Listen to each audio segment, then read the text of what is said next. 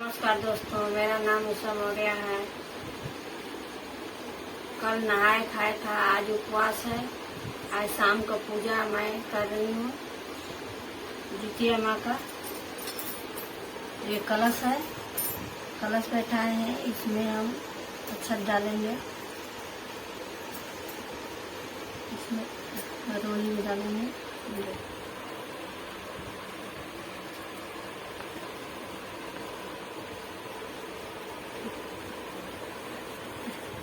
इसमें पैसा भी डालेंगे।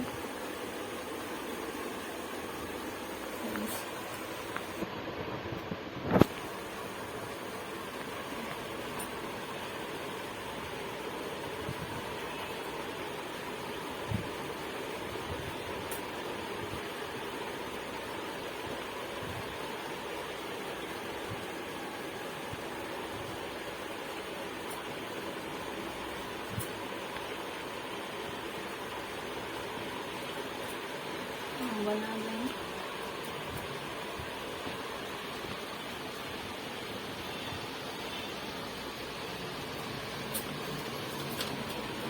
और इसमें पन्नू रखेंगे अंकल।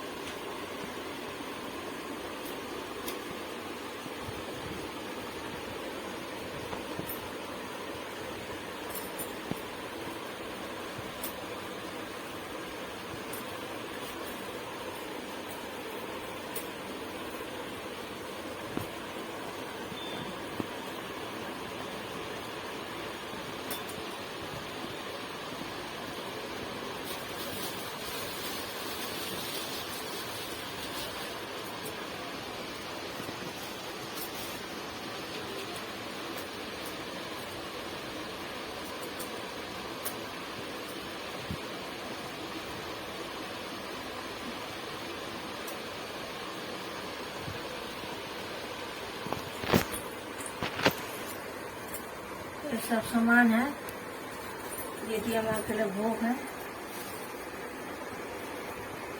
दिए को जला लेंगे।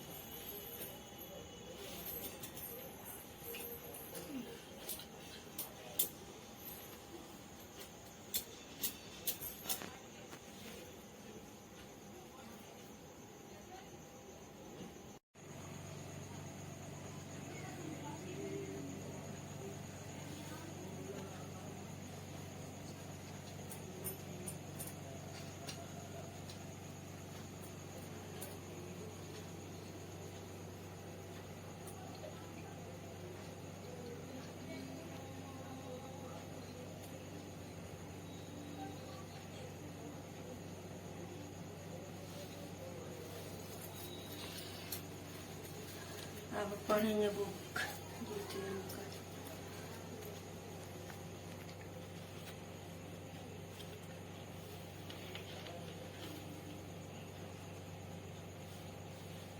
एक बार नैमिषारण्य के निवासी ऋषियों ने संसार के कल्याणार्थ सूत जी से पूछा, हे सूत, काल के लोगों के बालक किस तरह दीर्घायु होते होंगे, सो कहिए। सूत जी बोले, जब द्वापर का अंत और कलयुग का आरंभ था, उस समय बहुत सी शोकालु कुल ऋषियों ने आपस में सलाह की कि क्या इस कली में माता के जीवित रहते पुत्र मर जाएंगे। जब वे आपस में कुछ निर्णय नहीं कर सकी, तब गौतम जी के पास पूछने के लिए गईं। जब उनके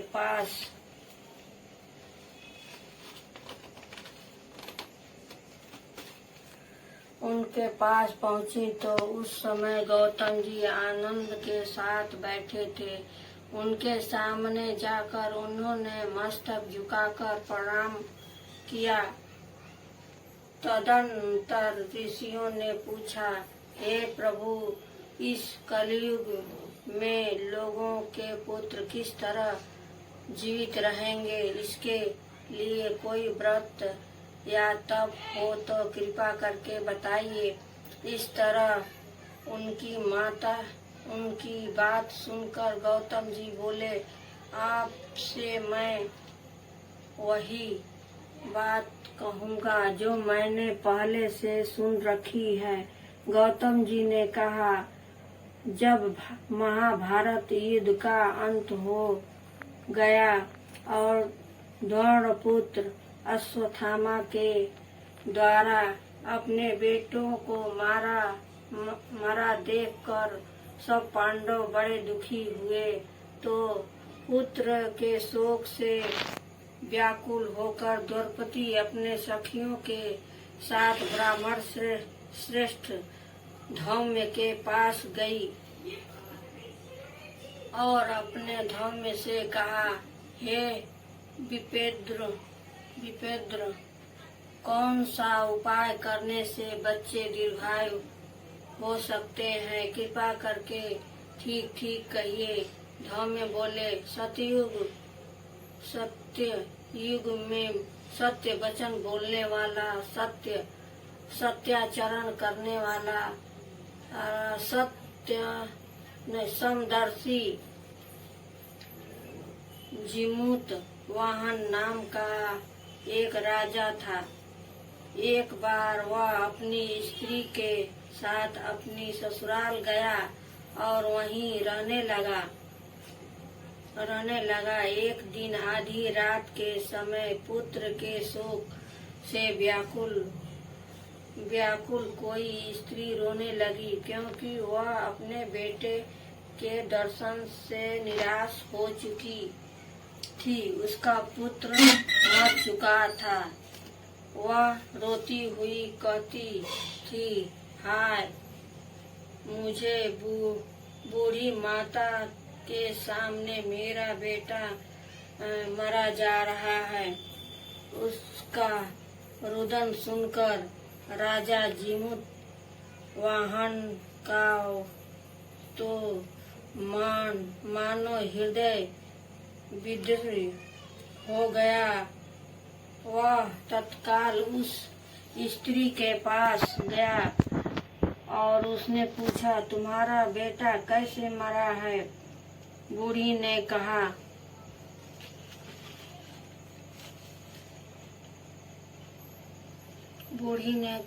गरुड़ प्रतिदिन आकर गांव के एक गांव के लड़कों को खा जाता है।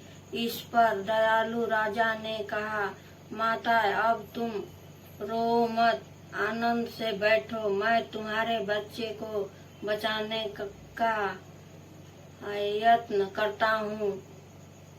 ऐसा कहकर राजा उस स्थान पर गया जहाँ गरुड़ आकर प्रतिदिन मांस खाया करता था। उसी समय गरुड़ भी उस पर टूट पड़ा और राजा के शरीर का मांस खाने लगा। जब अतिशय तेजस्वी गरुड़ ने राजा का बायां अंग खा लिया तो झटपट राजा ने अपनी दाहिना अंग फेर कर गरुड़ के सामने कर दिया। यह देखकर गरुड़ जी ने कहा, देव योनियों में तुम कौन हो? तुम मनुष्य तो नहीं जान पड़ते। अच्छा, अपना नाम और कुल बताओ। पीड़ा से व्याकुल मन वाले राजा ने कहा, हे पक्षीराज, इस तरह के प्रश्न करना व्यर्थ है। तुम अपनी इच्छा भर मेरा मांस खाओ। यह सुनकर गरुड़ रुक गए और बड़े आदर से राजा के नाम और कुल की बात पूछने लगे। राजा ने कहा, मेरी माता का नाम है सभ्या और मेरे पिता का नाम है शालिवाहन है। सूर्य वंश में मेरा जन्म हुआ है और जीमुत वाहन मेरा नाम है। राजा की दयालुता देखकर गरुड़ ने कहा, हे महाभाग्य, तुम्हारे मन में जो अभिलाषा हो वह वर मांगो। राजा ने कहा, हे पक्षीराज, यदि आप मुझे वर दे रहे हैं तो वर दीजिए कि आपने अब तक जिन प्राणियों को खाया है वे सब जीवित हो जाएं। हे स्वामिनी, अब से आप यहाँ बालकों को न खाएं और कोई ऐसा उपाय करें कि जहाँ जो उत्पन्न हो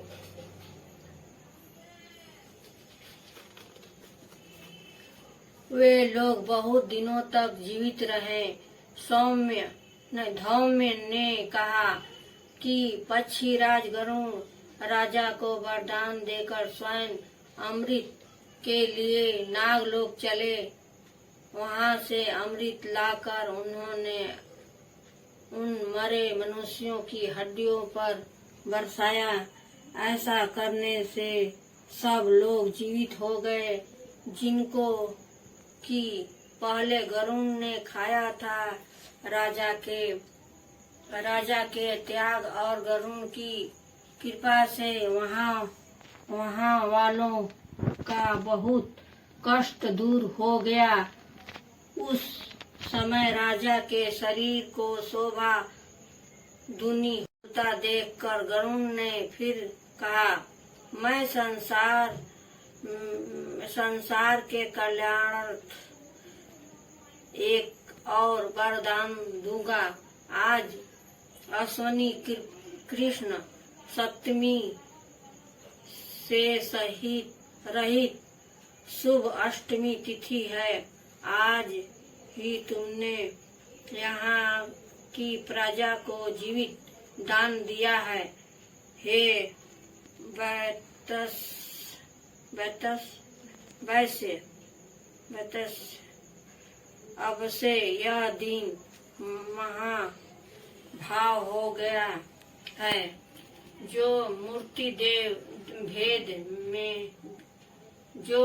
भेद से विविध नामों से विख्यात है, वही त्रिलोक से पूजित दुर्गा अष्टमी प्राप्त करने के अर्थ में जीवित पुत्र कहलाएगी।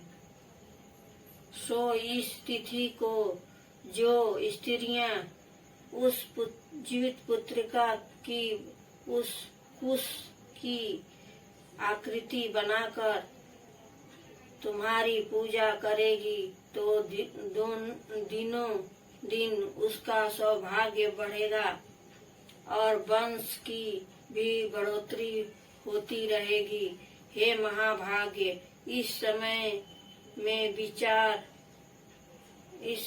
विचार करने की भी आवश्यकता नहीं है। हे महाराजन, सप्तमी से रहित और उदया तिथि की अष्टमी को व्रत करें, यानी सप्तमी विधि अष्टमी जिस दिन हो उस दिन व्रत न करें। शुद्धि अष्टमी को व्रत करके और नवमी को पारण करें। यदि उस पर ध्यान न दिया गया तो फल नष्ट हो ही जाएगा और सौभाग्य तो अवश्य नष्ट हो जाएगा। जीमूत वाहन को इस तरह का वरदान।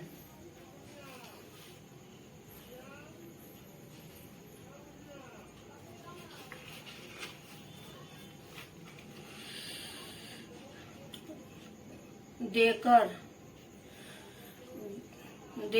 गरुड़ वैकुंठ धाम को चले गए और राजा भी अपनी पत्नी के साथ अपने नगर को वापस चले गए। धौम्य द्रौपदी ने कहते हैं, हे मैंने यह अतिशय दुर्लभ व्रत तुमको बताया है। इस व्रत को करने से बच्चे दीर्घायु होते हैं। हे देवी, तुम भी पूर्वा विधि से यह व्रत और दुर्गा जी की पूजन करो तो तुम्हें अभिलाषित फल प्राप्त होगा। मुनि राज धौम्य की बात सुनकर द्रौपदी के हृदय में एक प्रकार का कौतूहल उत्पन्न हुआ और पूर्वासिनी स्त्रियों को बुलाकर उनके साथ यह उत्तम व्रत किया। गौतम ने कहा, यह व्रत और इसके प्रभाव को किसी एक चीली ने सुन लिया और अपनी सखी सियारनी को बतलाया। इसके बाद पीपल वृक्ष की शाखा पर बैठकर उस चीली ने और उस वृक्ष के खोते में बैठकर सियारनी से भी व्रत किया। फिर वही चीली किसी उत्तम ब्राह्मण के मुंह से यह कथा सुन आई और पीपल के खोते में बैठी हुई अपनी सखी को सुनाया। सियारनी ने आधी कथा सुनी थी कि उसे भूख लग गई और वह उसी समय शौक से भरे हुए शमशान में पहुंची। वहां उसने इच्छा भर मांस का भोजन किया और चीली बिना कुछ खाए पिए रह गई और सवेरा हो गया। सवेरा वह गौशाले में गई और वहां गौ का दूध पिया। इस तरह नवमी को उसने पारण किया।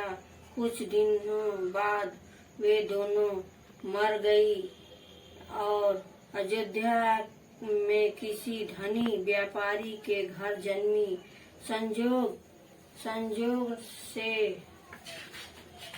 उन दोनों का जन्म एक ही घर में हुआ, जिसमें सियारनी जेठ हुई और चीली छोटी छोटी, वे दोनों सभी शुभ लक्षणों से युक्त थी, इसलिए बड़ी लड़की काशी राज के और छोटे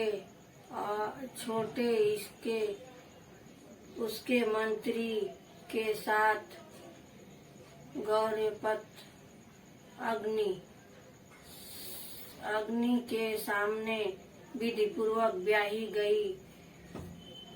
पूर्व जन्म के कर्म फल से वह मृगनी नयनी रानी हुई, जिस किसी भी संतान को उत्पन्न करती वह मर जाती थी, और पूर्व जन्म की बातों को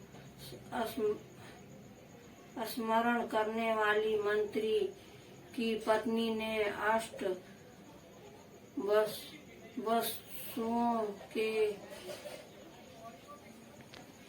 सुदृढ़ तेजस्वी 8 बेटे उत्पन्न किए, और उन्होंने जीवित रह गए। अपनी बहन के पुत्रों को जीवित देखकर ईर्ष्यावश राजपत्नी ने अपने स्वामी से कहा कि यदि तुम मुझे जीवित रखना चाहते हो तो इस मंत्री के भी पुत्रों को उसी जगह भेज दो जहाँ मेरे बेटे गए हैं, अर्थात इन्हें मार डालो। यह सुनकर राजा ने उस मंत्री के 8 को मारने के लिए कई प्रकार के उद्योग किए, पर मंत्री की पत्नी ने जीवित पुत्रिका के पुण्य बल से बचा लिया।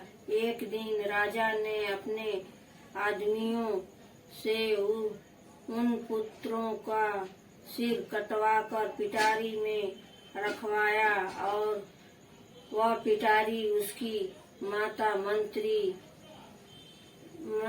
पत्नी के पास भेज दिया, किंतु वे 8 सिर बेशकी मती जवाहरात हो गए, और भले चंगे वे 8 लड़के अपने माता के पास वापस चले गए। उनको जीवित देखकर राज पत्नी को बड़ा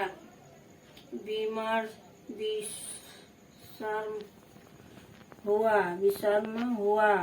अंत में वह मंत्री की पत्नी के पास आ गई और उसने पूछा, बहन, तुमने कौन सा ऐसा पुण्य किया है जिससे बार बार मारे जाने पर भी तुम्हारे बेटे नहीं मरते?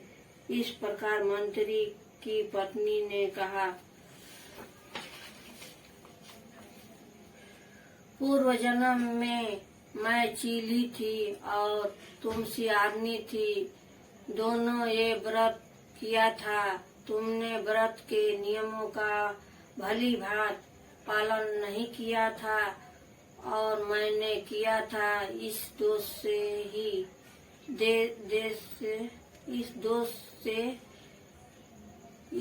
दोष से हे बहन, तुम्हारे बेटे नहीं जीते हैं, और राजा रानी, अब भी तुम उस जीवित पुत्र का व्रत को करो, तुम्हारे बेटे दीर्घायु होंगे। मैंने तुमसे सच कह रही हूँ। उसके कथनानुसार रानी ने व्रत किया, तभी से उसके कई बेटे सुंदर और दीर्घायु होकर बड़े बड़े राजा हुए। सूत जी कहते हैं कि इस प्रकार का आनंद देने वाला मैंने यह दिव्य व्रत बतलाया। स्त्रियां चिरंजीवी संतान चाहती हों तो विधि पूर्वक यह व्रत करें। इति पंडित श्री देव नारायण पाठक पुस्तक भाषा टीका संहिता जीत पुत्रिका व्रत कथा समाप्त।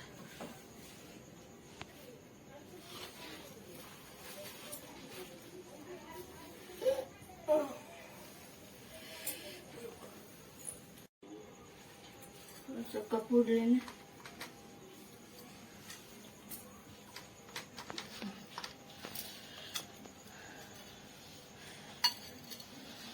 आरती पढ़ लेते हैं आरती। ओम जय जगदीश रे स्वामी जय जगदीश रे, भक्त जनों के संकट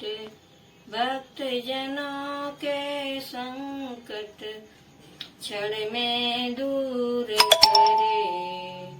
ओम जय जगदीश रे, जो धावे फल पार सुख बिन से मन का, सुख संपत्ति घर आवे कष्ट मिटे तन का। ओम जय जगदीश रे, माता पिता तुम मेरे शरण गहूँ किसकी, प्रभु शरण गहूँ किसकी, तुम बिन और न दूजा आस करूं किसकी। ओम जय जगदीश रे, तुम हो पूर्ण परमात्मा तुम अंतर्यामी,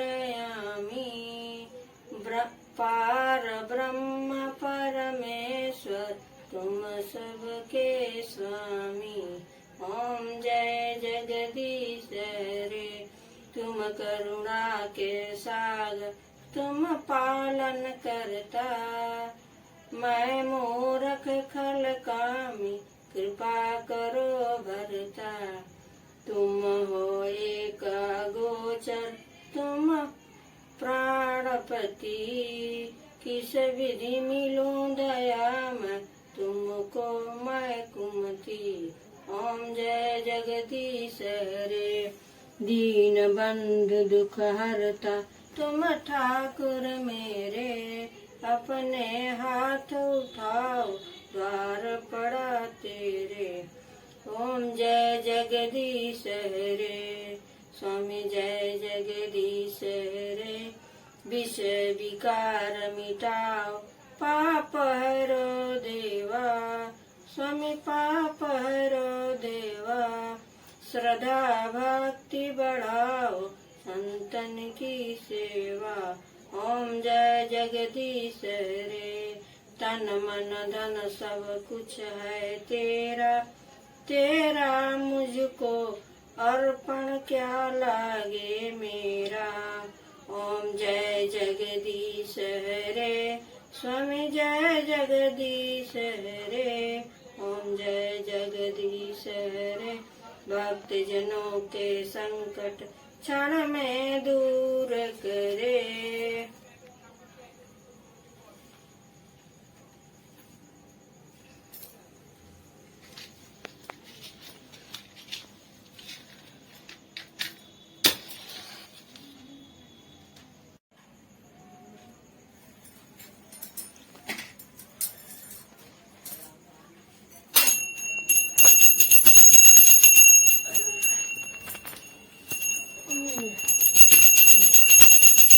जय